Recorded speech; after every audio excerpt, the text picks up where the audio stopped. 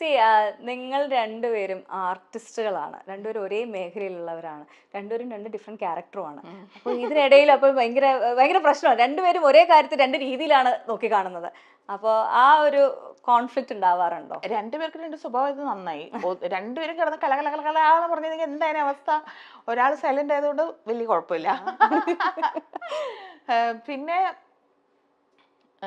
എനിക്ക് തോന്നിയിട്ടുള്ളത് എന്താ വെച്ചാൽ ഇപ്പം ശ്രീ എല്ലാ കാര്യങ്ങളും കുറച്ചൊന്നും ഇങ്ങനെ ആലോചിച്ച് അങ്ങനെ ആലോചിച്ച്, ഞാൻ അങ്ങനെയല്ല, പെട്ടെന്ന് എനിക്ക് നടപ്പാക്കണം കാര്യങ്ങൾ. സമയം കളയില്ല. നേരത്തെ പറഞ്ഞ പോലെ എല്ലാ സമയവും എനിക്ക് വളരെ വിലപ്പെട്ടതാണ്. അപ്പം അത് എനിക്ക് തോന്നുന്നു ഇപ്പൊ ശ്രീ എന്താ ചെയ്യാച്ചാൽ അത്തരം കാര്യങ്ങൾ എന്നെ അങ്ങോട്ട് ഏൽപ്പിക്കും. എന്താ പറയണ്ടേ, ഇപ്പൊ എനിക്ക് തോന്നുന്നു പല പ്രോഗ്രാമുകളുടെ പുള്ളിയുടെ മാനേജറായിട്ടൊക്കെ ഞാൻ വർത്താനം പറയും. കാര്യങ്ങൾ പെട്ടെന്ന് തീരുമാനിക്കണല്ലോ, ആലോചിക്കാൻ കുറെ സമയം എടുക്കുമല്ലേ. ഞാൻ തിരിച്ചു വിളിക്കാന്നൊക്കെ പറഞ്ഞിട്ട് പുള്ളി മറന്നു പോകും, അല്ലെങ്കിൽ അവര് വിളിച്ചെങ്കിൽ ചിലപ്പോ കിട്ടില്ല. അങ്ങനെയൊക്കെയുള്ള സംഗതികളൊക്കെ ഒഴിവാക്കാൻ വേണ്ടിയിട്ട് ഞാൻ തന്നെ ഇനിഷ്യേറ്റീവ് എടുത്ത എല്ലാ കാര്യങ്ങളും അങ്ങ് ഡീലാക്കും. അതുകൊണ്ട് പിന്നെ വലിയ പ്രശ്നമില്ല. അതാണ് കല്യാണം കഴിഞ്ഞതിന് ശേഷം അദ്ദേഹത്തിന് ഒരു ഭയങ്കര ചിട്ട വന്നു എന്നൊക്കെ പറയുന്നതാണോ? അതിലൊന്നും വലിയ കാര്യമില്ല. അല്ലെങ്കിലും പുള്ളി ഭയങ്കര ചിട്ടയുള്ള ആളായിരുന്നു. ചിട്ട കുറഞ്ഞെങ്കിലേ ഉള്ളൂ ഇപ്പൊ. വഴി തെറ്റിച്ചു. അതെ. ഓക്കെ. ഈ ഒരു എന്താ പറയാ, വളരെ പെട്ടെന്നാണ് കല്യാണം കഴിക്കാനുള്ള ഡിസിഷനും എടുത്തത് എന്ന് പറയണം. ഇപ്പൊ നമ്മുടെ ഇത്രയും കാലമായിട്ട് അറിയുന്ന വ്യക്തിയാണ്, നമ്മുടെ സുഹൃത്താവുമ്പോൾ നമുക്ക് ആ സുഹൃത്തിന്റെ എല്ലാ പ്രശ്നങ്ങളും അറിയാം. നല്ല ഗുണങ്ങൾക്കൊപ്പം തന്നെ സുഹൃത്തിന്റെ എല്ലാ പ്രശ്നങ്ങളും അറിയാം. ആ സമയത്ത് ഇങ്ങനെ അയ്യോ ഇതൊക്കെ ഈ ഒരു സ്വഭാവം എനിക്ക് പ്രശ്നമാവോ എന്നൊക്കെ ആലോചിച്ചില്ലേ? പ്രശ്നമാവോന്നും ആലോചിച്ചിട്ടില്ല. പക്ഷെ ഞാൻ പറഞ്ഞില്ലേ, ഇത് എന്ത് വന്നാലും ഞാൻ അതിനപ്പുറം മറികടക്കും എന്നുള്ളൊരു തീരുമാനം എനിക്ക് എപ്പോഴും എടുത്തിട്ടുണ്ട്. ഞാൻ ഇനി എന്ത് സംഭവിച്ചാലും ഞാൻ അതെല്ലാം മറികടക്കും എന്നുള്ള തീരുമാനം എനിക്കുണ്ട്. അപ്പൊ ഇനി ശ്രീ എന്ത് കാണിച്ചാലും അത് ശരിയാക്കാനായിട്ട് എനിക്ക് പറ്റും. ആ ഒരു വിശ്വാസത്തിലാണ് ഞാൻ പോണത്. അങ്ങനെ തന്നെയാണല്ലോ, നമ്മൾക്ക് എന്തെങ്കിലും ഒരു വിശ്വാസം ഇല്ലാതെ നമുക്ക് മുന്നോട്ട് പോകാൻ പറ്റില്ല. അപ്പം അത്തരം ഇപ്പൊ എന്റെ വീട്ടിൽ വളർന്ന ഒരാളല്ല പുള്ളി. അതെ, എൻ്റെ വീട്ടിൽ തന്നെ വളർന്ന ഞാനും ചേച്ചി രണ്ട് സ്വഭാവമാണ്. ചേച്ചി വളരെ സൈലന്റ് ആയിട്ടുള്ള ഒരാളും ഞാൻ ഇതിന്റെ നേരെ ഓപ്പോസിറ്റുമാണ്. അപ്പോൾ ഒരേ വീട്ടിൽ തന്നെ അങ്ങനത്തെ ആൾക്കാരാണ് ഉള്ളത്. അപ്പൊ പിന്നെ ഇങ്ങനെ വേറൊരു വീട്ടിൽ വളർന്ന ആള് എന്നെ പോലെ ആണെന്ന് ഞാൻ ശടിച്ചിട്ട് കാര്യമില്ല. പക്ഷെ എൻ്റെ ഇഷ്ടം ഇതാണ്, എനിക്കിഷ്ടമില്ലാത്തത് ഇതാണ് എന്ന് ഞാൻ തുറന്നു പറയും. അപ്പം മനസ്സിലാവൂല. അതാണ് അവിടുത്തെ കാര്യം. അതല്ലാതെ വേറെ മാജിക് പരിപാടികളൊന്നുമില്ല.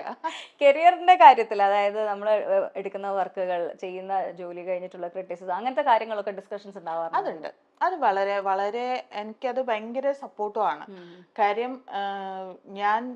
എനിക്ക് എന്ത് പ്രോഗ്രാം വേണമെങ്കിലും ചെയ്യാൻ ഉള്ള ഇത് പുള്ളി തരേണ്ട ആവശ്യമില്ല. പക്ഷെ ഞാൻ പറയുന്നത്, ഇപ്പം നീ എന്തിനാ അങ്ങോട്ട് പോയത്, അല്ലെങ്കിൽ നീ എന്തിനാണ് ഇത്ര മണിക്ക് ഇവിടെ വരണ്ടേ, അത്തരം പ്രശ്നങ്ങളൊന്നുമില്ല. നമ്മളെ ഫീൽഡ് ഇതാണെന്ന് കൃത്യമായിട്ട് അറിയാം. ഇപ്പൊ പലപ്പോഴും നമ്മുടെ ഫാമിലി ഫങ്ഷൻസ് ഒക്കെ വരുമ്പോൾ നമുക്ക് ഷൂട്ടായിരിക്കും. അപ്പൊ നമുക്ക് പോവാൻ പറ്റിയെന്ന് വരില്ല.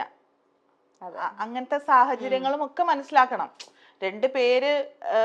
രണ്ടുപേരുടെ സൗകര്യം മാത്രമല്ല, അവിടെ വേറെ ഒരുപാട് കാര്യങ്ങൾ ഉണ്ടാവും. പക്ഷെ അതെല്ലാം കൃത്യമായി മനസ്സിലാക്കുന്ന ആളാണ്. പിന്നെ ഇപ്പൊ മറിമായൊക്കെ കണ്ടിട്ട് എനിക്ക് കൃത്യമായിട്ട് അഭിപ്രായം പറയാറുണ്ട്. അത് ഇഷ്ടമായിട്ടില്ലെങ്കിൽ ഇഷ്ടമായിട്ടില്ല, അങ്ങനെ ചെയ്തു നോക്കൂ, അതെല്ലാം പറയാറുണ്ട്. പിന്നെ ഒന്നിനും എന്നോട് വേണ്ടാന്ന് പറഞ്ഞിട്ടില്ല. അപ്പം ഇപ്പൊ എനിക്കൊരു ഓൺലൈൻ സ്റ്റോർ ഉണ്ട്, ഓസ്കി എന്നാണ് അതിന്റെ പേര്, ഓസ്കി ഡിസൈൻസ് എന്നാണ്.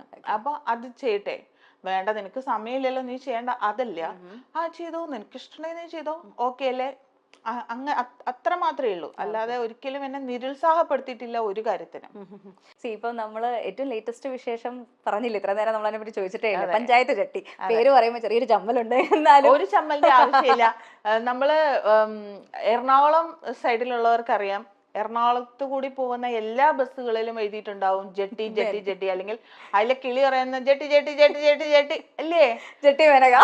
ജെട്ടി മേനക, ജെട്ടി മേനക തന്നെയല്ലേ പറയാ. അതന്നെയാണത് പഞ്ചായത്ത് ജെട്ടി. അതായത് ഒരു 4 സൈഡും വെള്ളം, അങ്ങനത്തെ ഉള്ളൊരു ഗ്രാമം, അവിടുത്തെ കഥ, അവിടുത്തെ കുറച്ച് ആൾക്കാര്, അതാണ് പഞ്ചായത്ത് ജെട്ടി.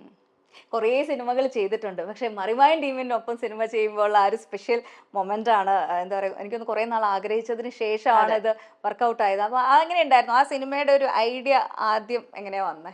ആ സിനിമയുടെ ഐഡിയ എന്ന് പറഞ്ഞാൽ സിനിമ ചെയ്യാൻ വേണ്ടിയിട്ടുള്ള ഒരു കഥയായിരുന്നില്ല ഇത്. ഞങ്ങളുടെ സലീമക്ക ഒരുപാട് കൗണ്ടറിന്റെ ആളാണ്. എപ്പിസോഡുകൾ കണ്ടാൽ നിങ്ങൾക്ക് അറിയാം, അതൊന്നും എഴുതി വെച്ചിട്ടുള്ളതല്ല, പടപടാന്ന് അടിക്കുന്നതാണ്. ഇതുപോലെ പുള്ളി അവിടെ പഞ്ചായത്ത് മെമ്പറൊക്കെ ആയിരുന്നു. അപ്പൊ പുള്ളിയുടെ അനുഭവത്തിൽ നിന്നുള്ള ഒരുപാട് കഥകളുണ്ട്. ഞങ്ങൾ ഇങ്ങനെ ചിരിക്കും, കാര്യം അങ്ങനത്തെ കഥകളാണ്. അങ്ങനെ ഒരു ദിവസം ഇതെല്ലാം കൂടി കൂട്ടിയിട്ടുണ്ടെങ്കിൽ നമുക്കൊരു സിനിമയ്ക്ക് ചിരിക്കാനുണ്ടാവൂലോ എന്ന് പറഞ്ഞു. അപ്പൊ അത് അങ്ങനെ വെറുതെ കൂട്ടിയാൽ പറ്റില്ലല്ലോ. അപ്പൊ അത് കുറച്ച് അതിൽ എന്താ പറയാ, സിനിമേനെ ഗൗരവമായിട്ട് കാണുന്ന ഒരാൾ മണിയേട്ടനാണ്. അപ്പൊ മണിയേട്ടനും കൂടെ ഇരുന്നിട്ട് എഴുതി അതൊരു സ്ക്രിപ്റ്റായി. അപ്പൊ ഇതിനെ ആരെ കൊണ്ട് ചെയ്യിക്കും എന്ന് പറഞ്ഞ് മലയാളത്തിലുള്ള ഒട്ടുമിക്ക ആദ്യം നമുക്കൊരു പ്രൊഡ്യൂസർ വേണം. അപ്പോൾ ഇതെല്ലാം എഴുതി റെഡി ആയി കഴിഞ്ഞപ്പോ എന്താ പറയാ, ഒരു വിളി വന്ന പോലെ പെട്ടെന്നൊരു വിളി വന്നു ഉണ്ണി സാറിന്റെ ഈ സപ്തതരംഗ് പ്രൊഡക്ഷൻസിന്റെ, നിങ്ങൾക്കൊരു സിനിമ ചെയ്യാൻ പറ്റുമോ? അതൊരു വല്ലാത്ത വിളിയായിരുന്നു. നമ്മൾ ആരും അങ്ങോട്ട് പോയിട്ടുള്ള വിളിയല്ല. അങ്ങനെ ഒരു വിളി വന്നു. ഓക്കെ ചെയ്യാം, നമ്മുടെ കയ്യിൽ ഇങ്ങനെ ഒരു സാധനം ഉണ്ടെന്ന് മണിയേട്ടൻ പറഞ്ഞു. അവിടെ ചെന്നിട്ട് ഇത് ആരെ വെക്കും എന്ന് പറഞ്ഞിട്ട് ഈ മലയാളത്തിലെ ഏറ്റവും നല്ല യുവനടന്മാരുടെ ഒക്കെ കഥ പറഞ്ഞു. ആർക്കും ഈ അടുത്തൊന്നും ഡേറ്റ് ഇല്ല. അപ്പൊ ഒരുപാട് വർഷങ്ങൾ നമ്മൾ കാത്തിരിക്കേണ്ടി വരും. അപ്പോഴും സലിമിക്കയുടെ തമാശ രീതി പറഞ്ഞല്ല, 5-6 വർഷം കഴിയുമ്പോഴത്തേക്ക് നമ്മളൊക്കെ ഉണ്ടാവുമെന്നോ, ഇപ്പൊ തന്നെ വയസ്സായില്ലേ, നമ്മുടെ സ്ക്രിപ്റ്റ് സിനിമയാവാതെ ഇരുന്നു പോലെ. അപ്പൊ എന്തെയും അങ്ങനെയൊക്കെയുള്ള ഒരു ആലോചനയിൽ അവസാനം പ്രൊഡ്യൂസർ തന്നെയാണ് പറഞ്ഞത് നിങ്ങൾ ചെയ്യേ എന്നുള്ളത്. അത് പുള്ളിയുടെ ഒരു ധൈര്യമായിരുന്നു. അങ്ങനെയാണ് പിന്നെ ഇതെങ്കിൽ അങ്ങനെ ഒരു സിനിമ ആവട്ടെ എന്നുള്ള രീതിയിൽ സിനിമയാവുന്നു. പേരിലെ ഒത്തൊരുമ പോലെ തന്നെയാണ് ജീവിതത്തിലും സ്നേഹ ശ്രീകുമാറും. ഇൻഡസ്ട്രിയിൽ വരുമ്പോൾ തന്നെ സ്നേഹയുടെ പേരിനൊപ്പം ശ്രീകുമാർ എന്നുണ്ടായിരുന്നു. വിവാഹശേഷവും ആ പേര് സ്നേഹയ്ക്ക് മാറ്റിയിടേണ്ടി വന്നില്ല. സ്നേഹയും ശ്രീകുമാറും കഴിഞ്ഞ കുറച്ചു നാളുകളായി സോഷ്യൽ മീഡിയയിലെ ഒരു വലിയ ചർച്ചാ വിഷയം തന്നെയാണ്.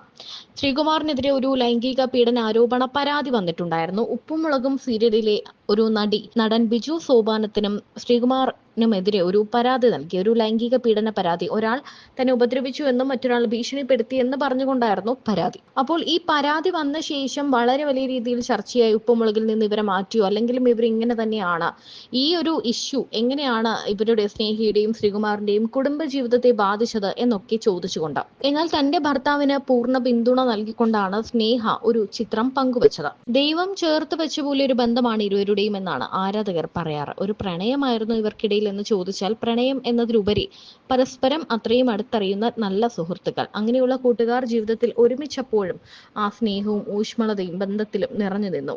സ്നേഹയിലെ പേരിനൊപ്പം സ്നേഹ ശ്രീകുമാർ എന്ന് ചേർത്ത് വെച്ചതോടെ മണ്ടോദരിയും ലോലിതനും ജീവിതത്തിലും ഒന്നായതോടെ ഇരുവരോടുമുള്ള സ്നേഹവും ആരാധകർക്ക് കൂടി. അടുത്തിടെ ഒരു പ്രതിസന്ധി ഘട്ടം ഉണ്ടായപ്പോഴും ശ്രീകുമാറിന്റെ ഒപ്പം തന്നെ സ്നേഹയും നിന്നു. ശ്രീകുമാറിനെ അത്രയും അടുത്തറിയുന്ന സ്നേഹ അല്ലാതെ മറ്റാർ അദ്ദേഹത്തിന് പിന്തുണ നൽകും? ക്രിസ്മസും ന്യൂ ഇയറും എല്ലാം ഇരുവരും ആഘോഷമാക്കി. ഇപ്പോഴിതാ തന്റെ പ്രിയതമയ്ക്കൊപ്പം മനോഹരമായ ചിത്രവും അതിനേക്കാൾ മനോഹരമായ ഒരു ക്യാപ്ഷനും ശ്രീകുമാർ പങ്കുവച്ചിട്ടുണ്ട്. പൊതുവെ സോഷ്യൽ മീഡിയയിൽ നിന്നും വിട്ടുനിൽക്കുന്ന ശ്രീകുമാർ അല്പം റൊമാൻറ്റിക് ഹാഷ്ടാഗുകളോടെയാണ് ചിത്രങ്ങൾ പങ്കുവച്ചത്. എന്റെ ശക്തി, എന്റെ പെണ്ണ്, strong family, my strength, my girl, strong family എന്നീ ഇംഗ്ലീഷ് ഹാഷ്ടാഗുകളോടെയാണ് ശ്രീകുമാർ പോസ്റ്റ് പങ്കുവച്ചത്. ഇരുവർക്കും ഒരു മകനാണുള്ളത്, കേദാർ. കുഞ്ഞിന്റെയും കുടുംബ വിശേഷങ്ങളും എല്ലാം സ്നേഹ സോഷ്യൽ മീഡിയ വഴി പങ്കിടാറുണ്ട്. അഭിനയത്തിന് പുറമെ ബിസിനസ് രംഗത്തേക്ക് കൂടി ചുവടുവെച്ച സ്നേഹയ്ക്ക് പൂർണ്ണ പിന്തുണയാണ് ശ്രീകുമാറും നൽകുന്നത്. മറിമായത്തിലൂടെയാണ് സ്നേഹയും ശ്രീകുമാറും സൗഹൃദത്തിലാകുന്നത്. ആ ബന്ധം ഇരുവരും ജീവിതത്തിലുടനീളം നിലനിർത്താനായി തീരുമാനിക്കുകയായിരുന്നു. 5 വർഷം മുൻപായിരുന്നു ഇവരുടെ വിവാഹം. അങ്ങനെ പ്രണയിച്ച് നടന്ന് വിവാഹിതരായവരല്ല, അതങ്ങ് സംഭവിച്ചതാണെന്നും സ്നേഹ പറഞ്ഞിരുന്നു. ഓസ്കാറിനും കേദാറിനും ഒപ്പമായി സന്തോഷകരമായ ജീവിതം നയിച്ചു വരികയാണ് സ്നേഹയും ശ്രീകുമാറും. ചാക്കോച്ചൻ രാജമാറ്റിയാഹു എന്ന് പറയുന്ന സിനിമയിലാണ് ഞാൻ ചെയ്തിട്ടുള്ളത്. അപ്പൊ കുറേ ദിവസം ഷൂട്ട് ഉണ്ടായിരുന്നു കോഴിക്കോട്. മഴയൊക്കെ ആയിട്ട് ഞങ്ങൾ പെട്ടിട്ട് അങ്ങനെയും കുറേ ദിവസം നീണ്ടു. അപ്പോ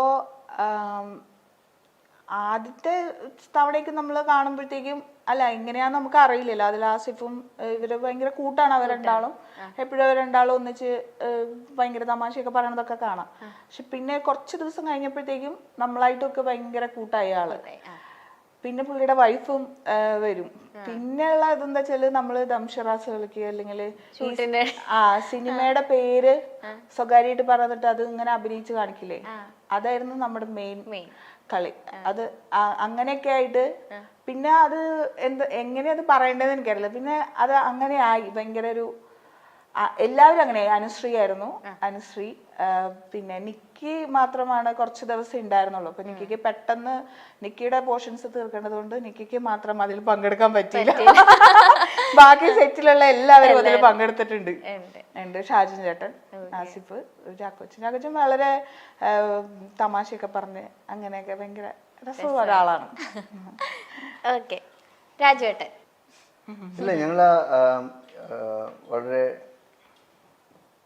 എന്താണ്, അദ്ദേഹം വളരെ ഫ്രണ്ട്ലി തന്നെയായിരുന്നു. ഞങ്ങൾ ഒരുമിച്ചുള്ള ആ ദിവസങ്ങളൊക്കെ വർക്കിനോട് ബന്ധപ്പെട്ട കാര്യങ്ങൾ മാത്രം സംസാരിച്ചിട്ട് പോകുന്ന ഒരു രീതിയിലായിരുന്നു. ഓക്കെ, അതുകൊണ്ട് ചേട്ടന് കുറച്ചുകൂടെ കംഫർട്ടബിൾ ആയിരുന്നു അല്ലേ? ശരിയാ, പൊതുവെ കേട്ടിട്ടുണ്ട് രാജുവേട്ടനും കുറച്ചുകൂടെ ഒന്ന് റിസർവ്ഡ് ആണ്, അധികം സംസാരിക്കൊന്നുമില്ല എന്ന് കേട്ടിട്ടുണ്ട്. ഓക്കെ, ആസിഫ് അലി. ആസിഫ് അലി ഞാൻ നേരത്തെ പറഞ്ഞല്ലോ, പിന്നെ അങ്ങനെ തന്നെയായിരുന്നു സെറ്റില്. ആദ്യത്തെ ഒരു 2-3 ദിവസമാണ് എൻ്റെ ഒരു ഉൾവലിവ് എനിക്കുണ്ടായിരുന്നത്. അവർക്കതൊന്നുമില്ല. പിന്നെ ആസിഫ് ആ സമയത്താണ് എന്ത് ബൈക്കാണെന്നൊന്നും എനിക്കറിയില്ല, എന്തോ ഒരു ബൈക്കൊക്കെ കൊണ്ടുവന്ന് രാത്രി ചാക്കോച്ചനും കൂട്ടി കറങ്ങാൻ പോവാ. ആൾക്ക് വണ്ടിയൊക്കെ ഭയങ്കര ഇഷ്ടമാണല്ലോ. പിന്നെ അന്നാണ് ആദ്യമായിട്ട് നേരിട്ട് മിനി കൂപ്പർ കാണുന്നത്. ആസിഫ് കൊണ്ടുവന്നിട്ട് മിനി കൂപ്പർ പുതിയതാതൊക്കെ കൊണ്ടിട്ട് അതൊക്കെ കൊണ്ടുവന്നു. പിന്നെ ഇഷ്ടമുള്ള ഫുഡുകളൊക്കെ പറയായിരുന്നു. കണ്ണൂര് ആണല്ലോ, അപ്പോൾ അവിടെ നല്ല ഭക്ഷണം ഉണ്ട് എന്നൊക്കെ പറഞ്ഞിട്ട് അങ്ങനെയൊക്കെ നന്നായിട്ട് സംസാരിക്കുകയൊക്കെ ചെയ്യണ. ലാലേട്ടൻ എങ്ങനെയാ ചേച്ചി? ലാലേട്ടൻ അത് എപ്പോഴും ഒരു അത്ഭുതം തന്നെയാണ്. കാര്യം ഞാൻ സിനിമ അല്ല, ഞാൻ ആദ്യം നാടകമാണ് ചെയ്തത്. അപ്പോൾ നാടകത്തിന്റെ റിഹേഴ്സൽ ഒരു 2 മാസത്തോളം ഉണ്ടായിരുന്നു. അപ്പൊ നമ്മള് എന്താ പറയാ, ഒരു ചമയങ്ങളും ഇല്ലാതെയാണ് ആളെ കാണുന്നത്. അപ്പോ പുള്ളിയുടെ ഒരു ഡെഡിക്കേഷൻ, പുള്ളി എന്ന് പറയുന്ന ആക്ടർ, എല്ലാം നമുക്ക് പഠിക്കാനുള്ളതായിരുന്നു. എൻ്റെ അടുത്ത് കൂടുതലും സംസാരിച്ചിരിക്കുന്നത് കഥകളിയെ കുറിച്ചായിരുന്നു. പുള്ളി വാനപ്രസ്ഥം ചെയ്തത് കൊണ്ട് തന്നെ കഥകളി ആൾക്ക് നല്ല ഇഷ്ടമാണ്. പക്ഷെ പഠിക്കാനുള്ള ഒരു സമയം കിട്ടിയിട്ടില്ലല്ലോ. പക്ഷെ എങ്കിലും വാനപ്രസ്ഥത്തിന് വേണ്ടി പഠിക്കാൻ പറ്റിയത് ഭാഗ്യം എന്നുള്ള രീതിയിലായിരുന്നു സംസാരിച്ചിരുന്നത്.